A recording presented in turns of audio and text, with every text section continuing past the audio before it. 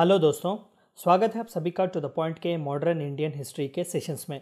हमने already 16 chapters ख़त्म किए हुए हैं। मैं रेकमेंड करूंगा कि पहले आप वो 16 चैप्टर्स देख लें ताकि आपका बेस इंडियन नेशनल मूवमेंट और मॉडर्न इंडियन हिस्ट्री पर अच्छे से जम जाए। हमने पिछले चैप्टर्स में देखा कि किस तरीके से 1707 AD the death of Aurangzeb was crucial in transition from medieval to modern India. हमने ट्राइबल अपराइजिंग्स देखे, प्रेजेंट अपराइजिंग्स देखे, हमने द रिवोल्ट ऑफ 1857 देखा। हमने देखा कि किस तरीके से this paved way for the birth of nationalism. हमने पिछले चैप्टर्स में देखा कि आईएनसी की वो कौन सी पॉलिसीज़ थी जो 1885 से 1947 तक थी। हमने ऑलरेडी दो इंपॉर्टेंट फेजेस ख़त्म किए हुए हैं, the moderates and the extremist. और हमने एक्सट्रीमिस्ट फेज में देखा कि how crucial the partition of Bengal was for the split between moderates and extremist. तो आज के चैप्टर में हम एक डिटेल तरीके से बात करेंगे द बंगाल पार्टीशन के, किस तरीके से या फिर किस लिए बंगाल पार्टीशन किया गया था, इसके रीजंस क्या थे, जो एडमिनिस्ट्रेटिव रीजंस ब्रिटिश ने दिए हुए थे और जो रियल रीजंस इसके पीछे क्या थे, वो इसका रिजल्ट क्या था और किस तरीके से it led to the split of extremist and moderates. आप मैप देख सकते हैं, ये दरअसल बंगाल का पार्टीशन जब किया गया था 1905 में, इसका मैप है। तो ये पूरा एरिया जो था वो बंगाल एरिया में आता था। तो इसे दो हिस्सों में बांटा गया था एज ईस्ट एंड वेस्ट, यानी कि ये ईस्ट बंगाल का साइड जो था और ये वेस्ट बंगाल का साइड था। तो आइए जानते हैं कि बंगाल पार्टीशन था क्या। देखिए, it was a territorial reorganisation. अगर आज के ज़माने में आप बात करें तो इंडियन कॉन्स्टिट्यूशन आर्टिकल 3 जो है वो सॉवरेन अथॉरिटी देता है सेंट्रल गवर्नमेंट को टेरिटोरियल रीऑर्गेनाइजेशन पर इंडिया के, यानी कि जो भारत की सरकार है वो अपनी टेरिटरी को किसी तरीके से या फिर किसी भी तरीके से वो चाहे शेप कर सकती है। एक बेस्ट एग्जांपल अगर मैं दे सकूं तो 2014 में एपी और तेलंगाना का डिवीज़न किया गया था। It was also done by help of this article 3, यानी कि एडमिनिस्ट्रेटिव रीजंस या जोग्राफिकल रीजंस या जो कोई भी पॉलिटिकल प्रेशर्स भी क्यों ना हो, द सॉवरेन बॉडी यानी कि जो गवर्नमेंट होती है, लेजिस्लेटिव बॉडी जो होती है कंट्री की, वो कंट्री के टेरिटोरियल रीऑर्गेनाइजेशन को मुखातिब कर सकते हैं या फिर वो कंट्री को रीऑर्गेनाइज कर सकते हैं। तो उस वक्त जो था यानी कि अर्ली 20th सेंचुरी में जो थे वो ब्रिटिश राज ही था यहाँ पर, जो सॉवरेन गवर्नमेंट की तरह काम कर रहा था। तो बंगाल का पार्टीशन भी जो था वो एक टेरिटोरियल रीऑर्गेनाइजेशन था of the Bengal Presidency implemented by authorities of British Raj in 1905. The partition separated the largely Muslim eastern area, जो हमने पिछले स्लाइड में देखा, जहाँ पर आज का जो बांग्लादेश का एरिया है और असम का एरिया है, जहाँ पर मुस्लिम्स मेजॉरिटी जो थे उसे ईस्टर्न बंगाल बनाया गया, and largely Hindu western areas, और जो वेस्ट में ज़्यादातर जो हिंदू पॉपुलेशन था उसे वेस्ट बंगाल की तरह बनाया गया था। ऑन 16 अक्टूबर 1905, तो 16 अक्टूबर 1905 को जो है बंगाल का पार्टीशन किया गया था by viceroy of India of that period lord Curzon. आप पिक्चर देख सकते हैं, लॉर्ड कर्जन की पिक्चर है जो कि उस वक्त के वाइसरॉय थे। There was a wide resentment and outrage at what they saw as a divide and rule policy. तो पूरे भारत देश में जो उस वक्त था इसके खिलाफ एक आउटरेज था, रिसेंटमेंट था, लोग इसके खिलाफ थे क्योंकि डिवाइड एंड रूल की पॉलिसी इस्तेमाल कर रही थी, क्योंकि महज बंगाल का डिवीजन एक टेरिटोरियल रीऑर्गेनाइजेशन या एडमिनिस्ट्रेटिव कन्वीनियंस नहीं था। It was actually to tackle the rising tide of Indian nationalism, the unity and Hindu and Muslims in India. So the reasons given, जो वो रीजंस क्या थे जो ब्रिटिश एडमिनिस्ट्रेशन ने दिए रीऑर्गेनाइजेशन के लिए। The Bengal presidency encompassed Bengal, Bihar, parts of Chhattisgarh, Orissa and Assam. तो आप देख सकते हैं कि कितनी बड़ी प्रेसिडेंसी होती। पहले स्लाइड में हमने देखा कि बंगाल यानी कि आज का जो वेस्ट बंगाल है वहाँ से लेकर बिहार, छत्तीसगढ़, उड़ीसा और असम तक जो है वो बंगाल प्रेसिडेंसी जाती थी। तो इतने बड़े प्रेसिडेंसी को रूल करना जाहिर सी बात है एडमिनिस्ट्रेटिव कंस्ट्रेंट्स बहुत थे।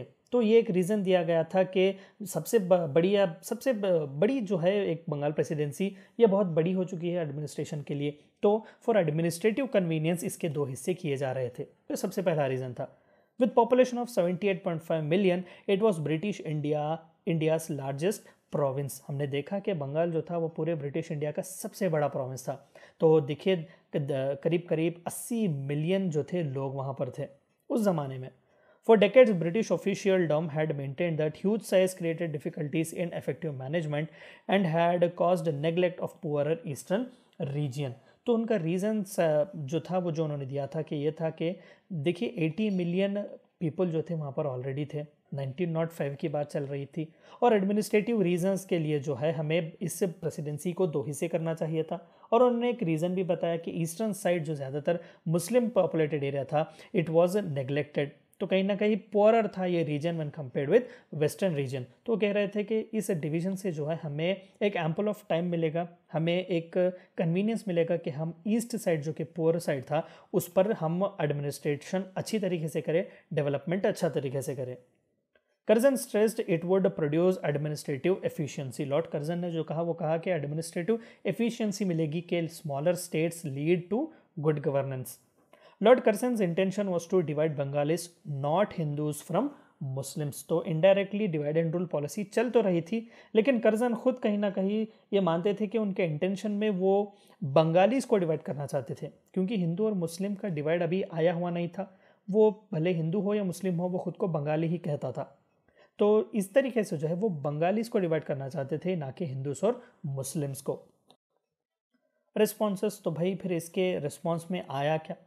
The middle class of Bengal saw this as a rupture of their dear motherland as well as tactic to diminish their authority। पिछले लेसन में देखा कि one of the reasons why British did this, वो prove करना चाहते थे कि they can do whatever they want because they were one of the most powerful empires. लेकिन कहीं ना कहीं पार्टीशन ऑफ बंगाल जो था वो हिंदुस्तानियों के साथ अच्छा नहीं गया। They felt that it was a rupture of their dear motherland, यानी कि उनकी मातृभूमि जो है उसे तोड़ा जा रहा था, चीरा जा रहा था। तो how can you sit quite and see जब आपके मदरलैंड को तोड़ा जा रहा है और आपकी अथॉरिटी को जो है डिमिनिश करने देख रहे हैं कि इंडिया में इंडियंस है लेकिन रूल फॉरेनर्स का है। ये तो सरासर खिलाफ था नेशनलिज्म और पेट्रियाटिज्म के। Congress arranged meetings where petitions against the partition were collected and given to impassive authorities। ये ज़्यादातर मॉडरेट्स का किया हुआ काम था, जो बहुत ही एक मुंडेन और ऑर्डिनरी तरीके को इस्तेमाल करते थे, जो अपने पिटिशंस या जो थे अपने अपील्स दाखिल करते थे, कोर्ट्स में जाते थे, लेजिस्लेटिव काउंसिल्स में जाते थे।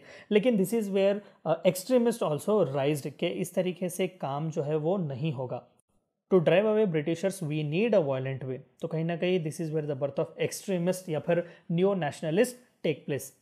Surendranath Banerjee advocated tougher approaches such as boycotting British good. तो सबसे पहला नेल स्वदेशी मूवमेंट का यहीं पर लगाया गया सुरेंद्रनाथ बनर्जी की तरफ से। He preferred to label this move as a swadeshi instead to boycott. Boycott के लफ्ज़ इस्तेमाल करने के बदल it would be good if you use the word स्वदेशी। तो कहीं ना कहीं 1905 का स्वदेशी मूवमेंट जो एंटी बंगाल पार्टीशन था वो यही से शुरू होता है। The boycott was led by moderates, but minor rebel groups also sprouted under it, cause 1905 predominant the crisis it created। तो बंगाल पार्टीशन ने वो कौन से क्राइसिस क्रिएट किए? The partition triggered radical nationalism, जो कि नियो नेशनलिज्म या एक्सट्रीमिज्म के एक नए फेज को उन्होंने जो है रिजल्ट किया या फिर ट्रिगर कर दिया था। Bengali Hindus were upset with their minority status in new province. East side तो डिवाइड कर दिया उन्होंने, यहाँ पर आप मैप में देख सकते हैं कि असम तक जो है, यहाँ पर उड़ीसा छत्तीसगढ़ के एरिया, यहाँ पर वेस्ट बंगाल, यहाँ पर आज का जो बांग्लादेश है, इसे दो तरीक़ों में डिवाइड किया गया था, ये ईस्ट बंगाल और ये वेस्ट बंगाल। तो ईस्ट साइड जो हिंदूज रह रहे थे वो खुश नहीं थे, क्योंकि अब वो माइनॉरिटीज़ बन गए थे, यहाँ पर मुस्लिम डोमिनेशन ज़्यादा था। They began an angry agitation featuring terrorism as younger members adopted the use of bombing, shooting and assassination in a blend of religious and political feeling। हम आगे revolutionary terrorism के बारे में बात करेंगे, लेकिन कहीं ना कहीं यहाँ पर जो है वो कम्युनल डिस्कॉर्ड शुरू होता है, क्योंकि 1905 में ढाका जो उस वक्त कहा जाता था, यानी कि आज का बांग्लादेश का capital Dhaka, Indian Muslim league का एस्टेब्लिशमेंट होता है। हम आगे के चैप्टर में इसके बारे में पढ़ेंगे, IML और बर्थ ऑफ कम्युनलिज्म के बारे में। Vande Mataram meaning hail the mother, praising the goddess who represented India, Bengal and Kali were a rallying cry. तो वंदे मातरम मूवमेंट भी कहीं ना कहीं शुरू होता है, लेकिन स्वदेशी मूवमेंट और वंदे मातरम मूवमेंट भले ही एक साथ क्यों ना हो, Vande Mataram movement deltaic Andhra area में बहुत ही प्रोमिनेंट था। Indian nationalism would have been more liberal in absence of this partition, कि अगर इस बंगाल का पार्टीशन ना होता तो इंडियन मूवमेंट जो मॉडरेट्स के अंदर चल रहा था वो उसी तरीके से लिबरल तरीके में कंटिन्यू होता, रेडिकल नेशनलिज्म पैदा नहीं होता, एक्सट्रीमिस्ट फेज वो दिखता ही नहीं था। रीयूनिफिकेशन, तो रीयूनिफाई भी किया गया बंगाल को बाद में। आइए देखते हैं वो किस तरीके से हुआ। The authorities not able to end the protest assented to reversing the partition and did so in 1911। 1905 में जो बंगाल पार्टीशन किया गया था तो वाइड रिसेंटमेंट था पूरे कंट्री में, खुद बंगाल के लोग बहुत ही एजिटेट कर रहे थे। तो इस प्रोटेस्ट को दबा नहीं सक रहे थे ब्रिटिश। तो उन्हें पता चला कि जब हम प्रोटेस्ट को दबा नहीं सकते तो let us go with protest, कि इनके जो डिमांड्स हैं वो पूरे करते हैं, ये खामोश हो जाएंगे। क्योंकि 1857 में हमने देखा कि वो जो म्यूटिनी आई थी, प्रोटेस्ट आया था, उसे ब्रूटली सप्रेस किया गया था, क्रश किया गया था। लेकिन यहाँ पर मामला अलग था, यहाँ पर नेशनलिज्म का टाइड था, यहाँ पर लोगों की तादाद कम थी, यहाँ पर पूरा कंट्री एकजुट हो गया था। तो उन्हें पता चल गया कि it would be good if we reunify the Bengal. तो ये किया गया 1911 में। किंग जॉर्ज, आप पिक्चर देख सकते हैं, ये उस वक्त के बादशाह थे, उस वक्त के मोनार्क थे ब्रिटिश के, king George the fifth. announced in December 1911 that Eastern Bengal would be assimilated into Bengal Presidency. Districts where Bengali was spoken were once again unified and Assam, Bihar and Orissa were separated. तो बंगाली जहाँ पर predominantly बात की जाती थी, जो आज का बांग्लादेश और वेस्ट बंगाल की एरिया है, इसे यूनिफाई किया गया। असम को अलग रखा गया क्योंकि ये बहुत दूर था। उड़ीसा जहाँ पर बंगाली बात नहीं की जाती थी उसे भी सेपरेट रखा गया, और बिहार जहाँ पर बंगाली नहीं बात की जाती थी उसे भी सेपरेट रखा गया था इस यूनिफिकेशन से। The capital was shifted to New Delhi, clearly intended to provide the British empire with a stronger base. जो ब्रिटिश एम्पायर का हेड ऑफिस या फिर हेडक्वार्टर्स बंगाल में, कोलकाता में जो था, कलकत्ता में इस वक्त जो था, उसे 1911 में एक दरबार रखा गया जिसे दिल्ली दरबार कहते हैं। तो उस दिल्ली दरबार में कोलकाता से या फिर कलकत्ता जो उस वक्त का था, वहाँ से कैपिटल जो था ब्रिटिश इंडिया का वो दिल्ली शिफ्ट किया गया था, क्योंकि Delhi was in a central area जहाँ पर से आप पूरी इंडिया को अच्छी तरीके से रूल कर सकते थे। Muslims, especially in Eastern Bengal, had been backward in the period of United Bengal। तो कहीं ना कहीं इंडियन मुस्लिम लीग और कम्युनलिज्म का पहला स्ट्रोक यहीं से शुरू होता है। क्योंकि पहले आपने ये कहा कि डिवाइड करने का रीज़न है कि ईस्टर्न साइड में पुअर या फिर पुअरनेस ज़्यादा है, और 1911 में जो है आप फिर यूनिफाई कर रहे हैं, यानी कि यहाँ पर का जो रीजन जो पुअर था वो फिर से पुअर हो जाएगा, और जो यहाँ पर मेजॉरिटी का एक स्टेटस जो मुस्लिम्स को मिला था वो फिर से माइनॉरिटी बन जाएंगे। तो कहीं ना कहीं रिजेंटमेंट यहाँ पर भी था कम्युनल लाइन्स पर। This was truly the divide and rule. तो जो पहला नेल उन्होंने 1905 में ये सोचकर मारा कि ऑन एडमिनिस्ट्रेटिव बेसिस हम कहकर हिंदू मुस्लिम को डिवाइड करेंगे, वो जो था कार्ड वहाँ पर सही तौर पर नहीं खेला गया, क्योंकि स्वदेशी मूवमेंट, वंदे मातरम मूवमेंट आ गए थे। लेकिन 1911 में फिर से इसे रीयूनिफाई करके कहीं ना कहीं ब्रिटिश ने सही सिक्का खेल लिया, और ट्रूली जो था वो डिवाइड एंड रूल पॉलिसी अब इम्प्लीमेंट किया गया था। आफ्टर मार्च, तो आइए देखते हैं कि पार्टीशन के बाद क्या हुआ, यानी कि बंगाल पार्टीशन के बाद। Emergence of the extremist faction in the Congress, हमने पिछले चैप्टर में डिटेल तरीके में इससे डील किया है, आप जाकर वो देख सकते हैं। Became the final motive for separatist Muslim politics. 1905 में जो डक्का यानी कि आज का ढाका जो है, वहाँ पर इंडियन मुस्लिम लीग की पैदाइश जो हुई थी वो 1947 में जाकर इंडिया और पाकिस्तान के डिवीज़न पर ही रुकती है। तो देखिए कितना सिग्निफिकेंट है partition of Bengal. In 1909 separate elections were established for Muslims and Hindus. Separate electorate का तरीका भी यहाँ पर आ गया। हम 1909 मिंटो मॉर्ले रिफॉर्म्स में भी देखते हैं कि मुस्लिम्स को पहली बार जो था वो सेपरेट इलेक्टोरेट दिया गया था। Before this, many members of both communities had advocated national solidarity of all Bengalis। इससे पहले जो थे वो सपोर्ट कर रहे थे ऑल बंगालीज को, लेकिन 1909 के बाद जो था सेपरेट इलेक्टोरेट जो उन्हें दिया गया था, अब वो जो है कम्युनल कार्ड प्ले कर रहे थे। With separate electorates, distinctive political communities developed with their own political agendas. तो मुस्लिम्स का एजेंडा सेपरेट हो गया और हिंदूज का एजेंडा सेपरेट हो गया, क्योंकि सेपरेट इलेक्टोरेट्स थे, उनके डिमांड्स अलग थे और उनके डिमांड के तौर तरीके भी अलग थे।